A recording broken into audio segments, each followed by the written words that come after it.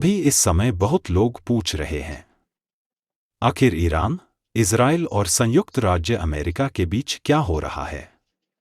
ये तीनों देश अचानक फिर से खबरों में क्यों हैं? आइए इसे आसान भाषा में समझते हैं। सबसे पहले यह समझिए, ईरान और इजराइल के बीच तनाव कोई नई बात नहीं है। यह कई दशकों से धीरे धीरे बढ़ता आया है। दोनों देश एक दूसरे को क्षेत्रीय प्रतिद्वंद्वी मानते हैं। इजराइल को लगता है कि ईरान का परमाणु और मिसाइल कार्यक्रम उसकी राष्ट्रीय सुरक्षा के लिए गंभीर खतरा है। दूसरी ओर, ईरान का आरोप है कि इजराइल और अमेरिका मिलकर उसे राजनीतिक और सैन्य रूप से कमजोर करने की कोशिश कर रहे हैं।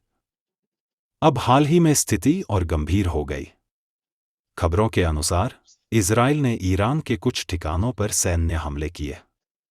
इजराइल का कहना है कि ये हमले भविष्य के खतरे को रोकने के लिए जरूरी थे, खासकर मिसाइल और संभावित परमाणु विकास से जुड़ी चिंताओं को लेकर। लेकिन ऐसी घटनाएं यहीं खत्म नहीं होती। ईरान ने जवाब दिया। इजरायली ठिकानों की ओर मिसाइलें दागी गईं और क्षेत्र में मौजूद कुछ अमेरिकी सैन्य ठिकानों को भी हाई अलर्ट पर रखा गया। क्योंकि याद रखिए, अमेरिका के सैनिक मध्य पूर्व के कई देशों में तैनात हैं। इसलिए जब उस क्षेत्र में तनाव बढ़ता है, तो अमेरिका बहुत जल्दी इसमें शामिल हो सकता है। अब सबसे बड़ा सवाल जो लोग पूछ रहे हैं, क्या यह पूर्ण युद्ध में बदल सकता है?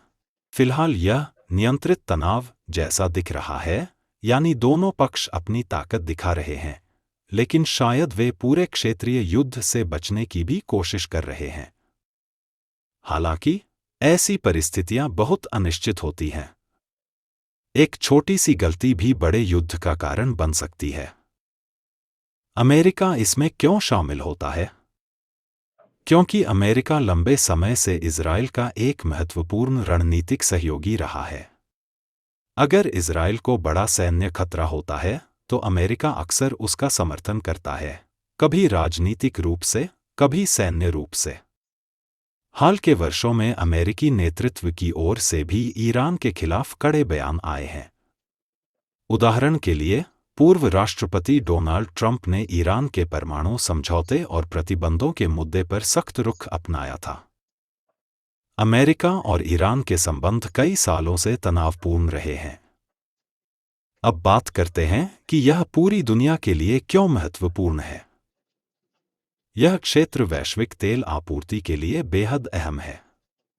अगर संघर्ष बढ़ता है, तो दुनिया भर में तेल की कीमतें तेजी से बढ़ सकती हैं। शेयर बाजार प्रभावित होते हैं। एयरलाइंस अपने रूट बदलती हैं। सरकारें तुरंत कूटनीतिक बातचीत शुरू कर देती हैं। इसलिए भले ही आप हजारों किलोमीटर दूर रहते हों, वहां की घटनाएं आपके देश में ईंधन की कीमतों, महंगाई और अंतर्राष्ट्रीय राजनीति को प्रभावित कर सकती हैं। एक महत्वपूर्ण बात समझना जरूरी है। दोनों पक्ष जानते हैं कि पूर्ण युद्ध की कीमत बहुत भारी होगी, आर्थिक, सैन्य और राजनीतिक रूप से।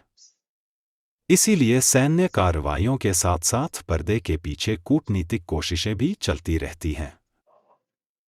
फिलहाल पूरी दुनिया इस स्थिति पर नजर रखे हुए है। क्या तनाव बातचीत से कम होगा?